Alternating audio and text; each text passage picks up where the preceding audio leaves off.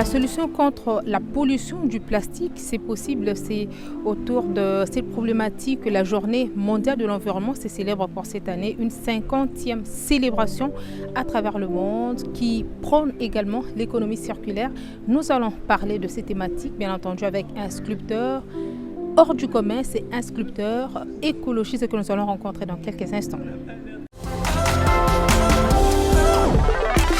C'est une célébration artistique autour de l'art. Nous allons rencontrer le sculpteur dans quelques instants pour échanger sur la motivation de cette initiative qui aujourd'hui essaie de proposer plus de solutions par rapport à la pollution du plastique à travers le monde. Bonjour monsieur Jean-Alain Massela. Bonjour. Je pense que vous sentez bien. Oui, ça va. Nous sommes dans cette verdure qui illustre l'harmonie qu'il y a entre l'homme et la nature. Et c'est ce cadre que vous avez choisi pour votre exposition du jour par rapport à la célébration de la Journée mondiale de l'environnement. Pourquoi ces lieux?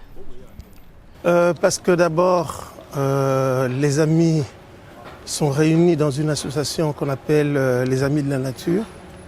C'est des horticulteurs, des environnementalistes qui se sont mis d'accord. Parce qu'il fallait agir. Il y a tellement de problèmes, autour de nous, de pollution et de problèmes de maltraitance vis-à-vis de la nature et toute la négligence. Et ils se sont mis pour pouvoir protéger cette nature et revendiquer les droits dus justement à cette responsabilité qui est de protéger la nature. Ce qui nous intéresse aujourd'hui, c'est votre touche artistique pour célébrer l'environnement, une exposition écologique, on peut le dire ainsi. Qu'est-ce qui vous a motivé? Ce qui m'a motivé, c'est le fait d'abord que ce soit le 50e anniversaire. Vous imaginez, 50 ans plus tard, il n'y a rien qui est fait. On est toujours comme au point de départ, donc la même pollution même, c'est en train de s'aggraver. Oui, mais si vous dites rien n'est fait, vous faites allusion à quoi exactement? Non, à l'effort individuel, à l'effort communautaire. Ce n'est pas seulement nous, c'est à l'échelle mondiale, mais encore plus fort. Nous le ressentons parce que quand il y a la pluie, il y a des débordements de rivières, il y a les caniveaux je voulais dire, les caniveaux qui débordent. Il y a tous ces problèmes de maladies et d'insalubrité qui fait que ça me motive de participer à des réunions comme celle-ci. Parce que je me dis, il faut conscientiser les gens, il faut leur parler et essayer de leur montrer leur responsabilité vis-à-vis à cette nature qui est si gracieuse à notre égard. Et c'est vraiment la responsabilité de tout le monde. Une exposition à caractère environnemental, une première?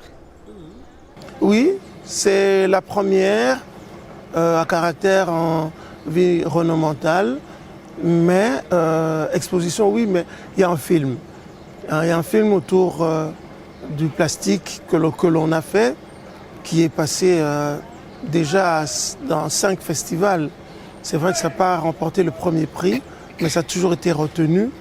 Partout où c'est passé, les 5 festivals, il y avait 2000, il y avait 200. Et nous, on est restés parmi les 7 avec ce film, avec les 7. Donc, en tant qu'exposant, oui, mais dans le film, on est passé. Okay. Et ça coûte quoi une exposition de ce genre? Bon, une exposition de ce genre demande d'abord beaucoup d'énergie, la concentration et une bonne coordination. Et puis après, vous avez les problèmes incontournables qui sont les moyens financiers. Mais il faut d'abord une bonne organisation pour arriver à faire un événement comme celui-ci. Parce qu'il y a beaucoup de choses qui sont autour de ça. Il y a la télé, il y a la sono, il y a le transport de tout ça, il y a les chaises à louer, il y a le cocktail et tout ça. Donc en ayant des bons sponsors, ça peut se faire. Une exposition autour du plastique, une façon pour vous de vous démarquer des autres sculpteurs? Bon, le but n'est pas tellement, ne se pose pas tellement dans ce sens-là, de se démarquer. Chacun joue sa partition. Moi, je pense que ma contribution à moi, c'est de conscientiser les gens autour du plastique. Je dois signaler ici que j'ai commencé la sculpture à 55 ans. À 55 ans, donc aujourd'hui j'ai 57 ans.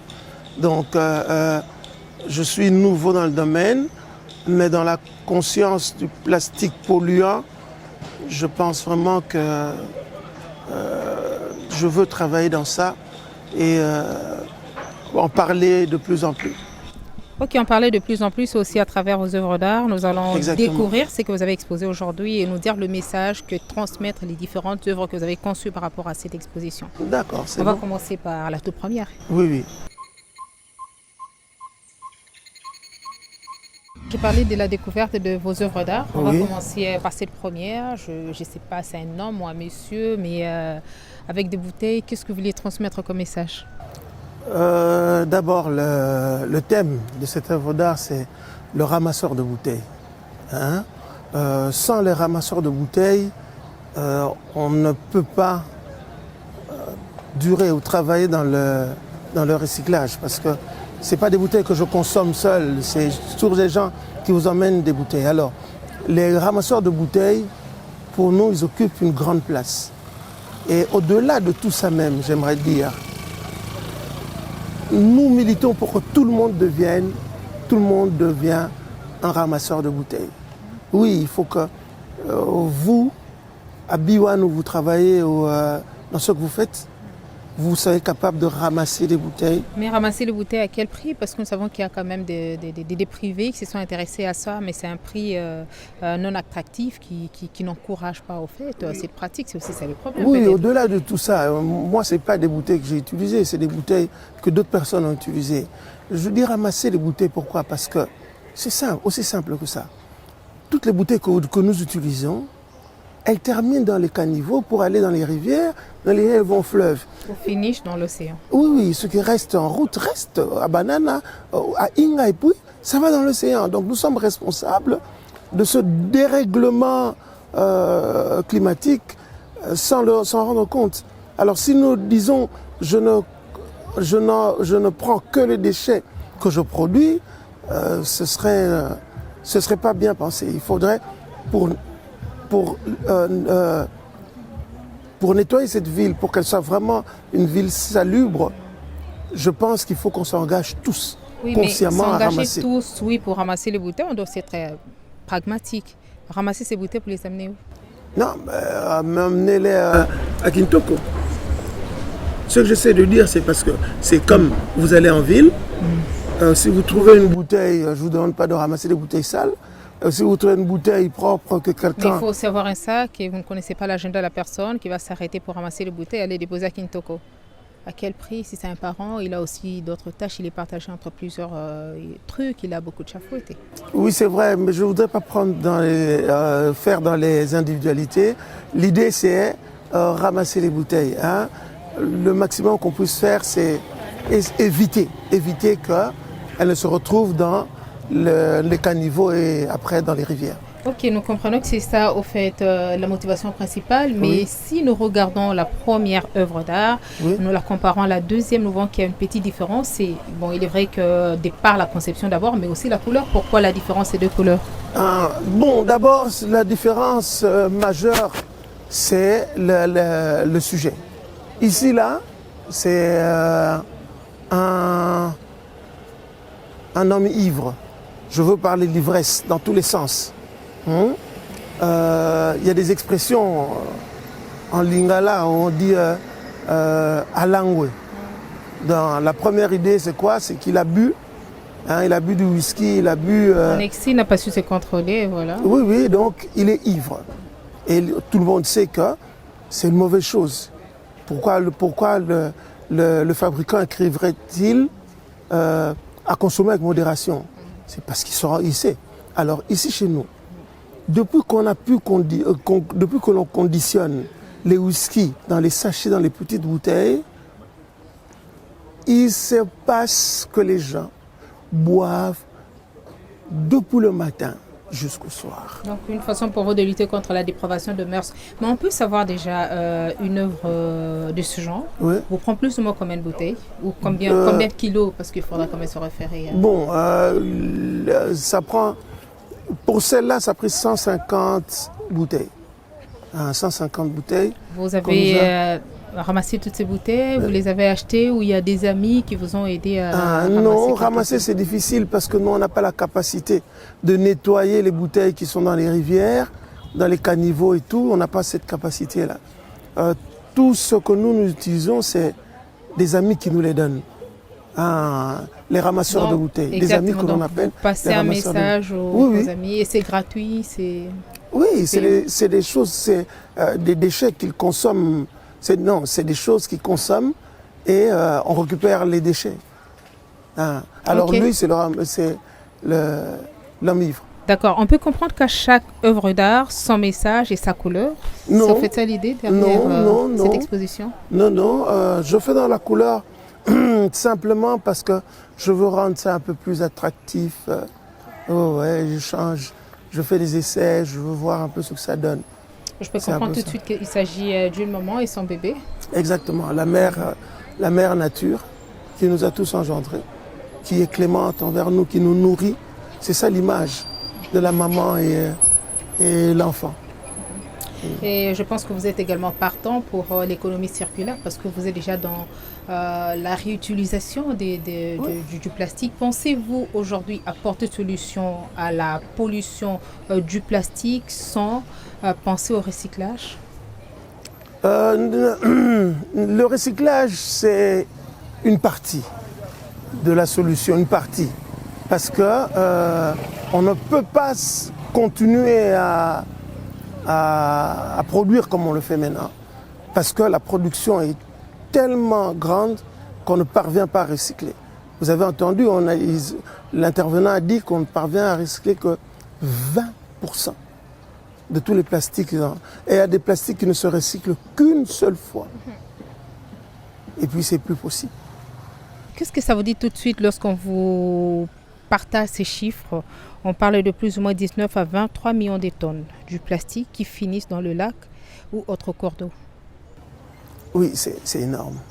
Il est regrettable que ça se termine dans les rivières, dans les cours d'eau. C'est pas sa place. On l'a dit ici, les cours d'eau, c'est pas des poubelles. Et ça, c'est un grand travail qu'il faut que l'on fasse. Il faut qu'on informe les gens pour leur dire que c'est pas normal de jeter, de déverser ces déchets dans les rigoles. C'est pas normal. C'est pas des poubelles. Le fleuve, c'est pas une poubelle. Le réflexe de prendre tout ce qu'on a de sale et de déchets, s'en débarrasser en croyant que ça va rester indéfiniment. Non, le plastique nous montre qu'il peut rester un siècle sans se détériorer. J'aimerais à ce qu'on parle quand même de Kinshasa qui produit 8 à 10 000 tonnes de déchets le jour. On parle de plus ou moins 40% des matières organiques et 12% du plastique. Pensez-vous que la désachétisation de la ville-province de Kinshasa pourra-t-elle être possible sans sanction? Non, il n'y a pas que les sachets. Nous nous focalisons sur le plastique. Oui. Il faut une autre manière de penser, d'agir à propos du plastique. Il faut d'autres solutions. Notre manière de penser et d'agir, c'est aussi à travers l'éco-créativité. Oui, c'est une partie mais les politiques doivent restreindre, doivent mettre des taxes, ils doivent contrôler ce secteur. Parce que sinon, c'est pas possible. On peut comprendre que toutes les décisions prises sont restées lettres mortes. Qu'est-ce que vous suggérez? Non, pas toutes les décisions prises. La plupart des décisions prises, parce qu'on a parlé de la campagne de la désachétisation de la ville de Kinshasa, l'interdiction de la production du plastique à Kinshasa et autres. Mais oui, c'est un réel problème. Vous ne pouvez pas vous imaginer. Si on retire le plastique, on remplace par quoi? Il faut d'abord commencer par songer aux alternatives, je pense. Parce que le problème n'est pas seulement le plastique. Le problème, c'est qu'est-ce que vous faites de ces déchets après avoir utilisé? Qu'est-ce que vous en faites? C'est là que se pose le problème. Songez par exemple aux emballages biodégradables. Oui, par exemple, c'est déjà une solution au problème. Une autre solution au problème, c'est cette œuvre d'art. Oui. C'est une dame. Oui, Yambik, ça s'appelle. Elle vous souhaite la bienvenue, elle vous accueille dans ses bras. Et elle a été laissée comme ça, exprès, parce que justement, on voulait les enfants, à cette occasion, qui sont venus, se rendent compte que c'est les bouteilles, excusez-moi, c'est les bouteilles plastiques de chaque jour qu'on utilise. C'est pas autre chose. Quand c'est peint, on ne reconnaît pas. Mais là, on l'a laissé exprès pour que les enfants se rendent vraiment compte qu'ils peuvent faire quelque chose. C'est possible qu'ils doivent s'engager dans cette lutte. C'est la bouteille Et passée. vous pensez que les quelques minutes que vous avez consacrées à échanger avec les enfants ont suffi pour transmettre le message et sensibiliser? Non, ça ne suffit pas. Il faut répéter, il faut revenir sur ça. C'est toute une éducation que nous avons depuis notre enfance, de jeter tout n'importe où. Hein, il faut revenir sur ça. Eu la chance de découvrir vos œuvres d'art, mais nous constatons que vous mettez plus l'accent sur la femme que l'homme. Sur les 5 ou les 6 visités, il y a plus ou moins 3 réservés aux femmes. C'était aussi une façon aussi d'interpeller la femme par rapport à son rôle qu'elle doit jouer dans la gestion des déchets, aussi la préservation, encore protection de la nature. Oui, l'interpeller, oui, mais aussi, si vous voulez, c'est une lutte que je mène à ma manière. Il y a tellement de mal qui est fait aux femmes qu'aujourd'hui il faut en parler. Hein. Il faut vraiment en parler. Les femmes souffrent, elles vont chercher de l'argent, elles portent les enfants, elles nourrissent les familles. Plus aussi il y a des règlements climatiques, elles en font les frais. Oui, donc vraiment, il faut qu'on en parle. Hein. Il faut vraiment qu'on en parle. Et moi, comme je suis artiste, et malheureusement je n'ai que ça comme seule arme pour faire entendre ma voix, c'est comme ça que je fais des sujets qui sont liés à la femme. Parce qu'autant le plastique nous inflige à nous des problèmes et des tracas, autant nous, les humains, nous infligeons. Il n'y a qu'à regarder à l'Est tout ce qui se passe. Alors c'est une exposition qui prendra plus ou moins combien de jours? Aujourd'hui. Ça commence à 7h jusqu'à 17h. Et puis, pourquoi seulement ici? Vous pourriez aussi aller au Jardin botanique de Kinshasa, par exemple, aussi un autre site écologique. Oui, pour notre occasion, là, on est en train de célébrer le 50e anniversaire. Hein, c'est pour ça que ça demandait qu'on se retrouve pour réfléchir. Et on s'est mis ensemble pour réfléchir solution.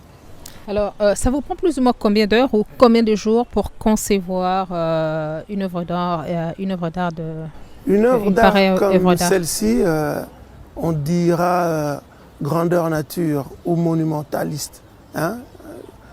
Ça prend 2 semaines. Si vraiment je travaille sans relâche, ça peut me prendre 2 semaines, ou plus ou moins 300 bouteilles. 300 bouteilles, vous parlez de 2 semaines, mais plus ou moins combien d'heures consacrées Non, du matin au travail? soir. Pour préparer ces 5 œuvres-là, j'ai fait 1 mois. 1 mois et demi de travail, mais 1 mois sans sortir nuit et jour. Demandez-moi comment je vivais. Et il n'y a que du plastique que vous utilisez ici ou vous recourez à d'autres matières? Non, 100% plastique. 100%, donc c'est plein de plastique. C'est vrai, j'ai un squelette, une armature, mais tout le bourrage, l'épaisseur que vous avez là, c'est bourré de plastique. Alors du plastique, vous le fixez avec quoi? C'est à l'aide de quoi? Des clous? Non, c'est des vis. Je visse tout ça pour le faire tenir ensemble. Ok, nous apprenons ensemble avec vous. On a besoin d'aller de l'autre côté pour voir aussi ce que vous avez réservé comme œuvre d'art et le message que ça transmet. Donc, la technique, c'est la technique du plastique froissé. Okay. Hein, donc, je froisse le plastique pour lui donner une certaine forme. Parce qu'elle arrive déjà avec une forme de bouteille, de pot ou de truc et je donne une certaine forme. Vous travaillez seul ou vous faites seconder par d'autres personnes? Vraiment, le souci, c'est de faire participer le plus grand nombre. Hein, encadrer des jeunes, faire travailler d'autres personnes autour de plastique. Mais pour l'instant, vous travaillez avec qui? Nous sommes une équipe de 3 personnes. Que des hommes ou il y a aussi? Non, il y a une femme. La raison pour laquelle il y a plus d'œuvres d'art. Non, mais c'est technique. Entre nous, il faut que je vous dise, c'est mon épouse qui me l'a. Un jour, elle est venue à la maison, 19h. Elle entre, elle me dit, tu sais que Aujourd'hui, pour diminuer la taille des bouteilles, il faut les, tu vois, il faut les abîmer, il faut les froisser. Elle a fait ça une première fois, je l'ai regardé, je lui ai dit, ah mais quelle force tu as pour faire ça? Elle dit, non, c'est aussi facile. Je lui ai demandé de reprendre, elle a repris. Et puis après, je lui ai dit, non, donc je vais faire. Quand j'ai fait ça, j'ai vu une forme artistique. Hein?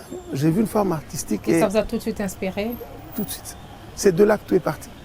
Le même soir, je suis sorti, comme j'ai l'atelier à la maison, je suis sorti, j'ai vu un moyen d'expression. Et je suis resté. Il y a 2 ans de ça, 55 ans. Et vous n'avez jamais regretté d'avoir emboîté ce pas? Ah, je ne suis pas compris jusque-là, mais ça vient. Hein? Déjà là, que vous m'interviewez, c'est beau signe. D'accord, place au concept vert. Concept vert.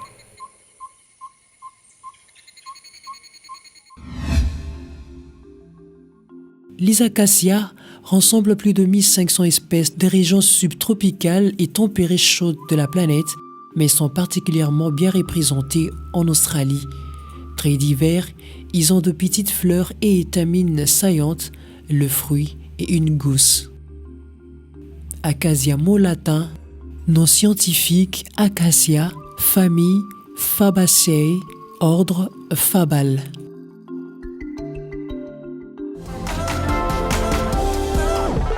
C'est également pour nous une occasion de partager avec vous cette alerte lancée par le Programme des Nations Unies pour l'environnement qui estime que 80% de pollution du plastique pourrait être réduite si les politiques et les entreprises effectuaient des changements profonds en faveur de l'économie circulaire.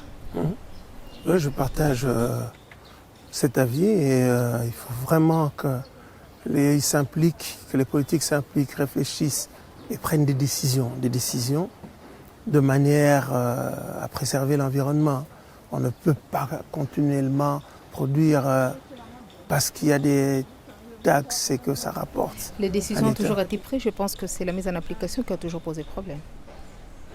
Bon, décisions prises, oui, mais il y a des choses que la bouche fait, des choses qui sont dites, mais pour apaiser tout le monde. Mais au regard des intérêts divergents, vous pensez que cela pourrait être possible? Oui, non, je crois. Je crois sincèrement que si on lève le ton, qu'on prend des décisions, que l'on contrôle, qu'on mette des systèmes comme les taxes, des systèmes de suivi, je suis convaincu que ça peut marcher. Alors pourquoi est-ce qu'on vous appelle sculpteur écologique alors que vous n'êtes qu'à la première exposition écolo du genre? Oh, le problème n'est pas tellement j'aurais pu commencer plus tôt et me faire connaître maintenant. Non, le problème ne se pose pas tellement dans ce sens-là. Je me fais appeler sculpteur écologique parce que je veux travailler dans le respect de l'environnement. Hein, je ne veux pas que l'on fasse des choses pour les faire. On a un problème très sérieux qui est le problème de plastique, qui nous mine la vie et il faut faire quelque chose. Et à mon niveau, c'est vrai, c'est presque rien, c'est une goutte, vraiment une goutte d'eau dans l'océan, mais ça vaut la peine, à mon niveau, de travailler et de pouvoir aider les... oui, de pouvoir trouver une solution. De pouvoir aider les hommes, de pouvoir aider également toute l'humanité, je dirais ainsi, parce que tout geste compte. Oui. De se rendre utile et pouvoir réaliser quelque chose qui va dans le sens de la communauté. Et, parce que si on ne fait rien, ce problème écologique, c'est pas seulement aux écologistes. Nous sommes tous concernés. Oui, nous sommes tous concernés. Sinon, c'est les sols qui sont appauvris. C'est les sols qui sont appauvris, c'est les problèmes d'inondation, c'est des problèmes. Donc, mais aussi l'incivisme, parce qu'il y a des collecteurs d'eau qui sont transformés en poubelles. Oui, mais ça c'est un autre problème. Il faut commencer à éduquer la population, éduquer les mœurs. Sinon. Alain Jean Massil, nous vous disons merci. C'est vous dans remercie. cette verdure, sous ces soleils ardents, que nous avons voulu échanger avec vous par rapport à ce numéro spécial consacré à la solution contre la pollution du plastique. Je vous remercie. À très bientôt. Merci, je vous en prie. Merci, on peut partir. Je vous en prie et merci beaucoup Et puis, à quand d'être la venu. prochaine- la prochaine. Mon idée pour la planète.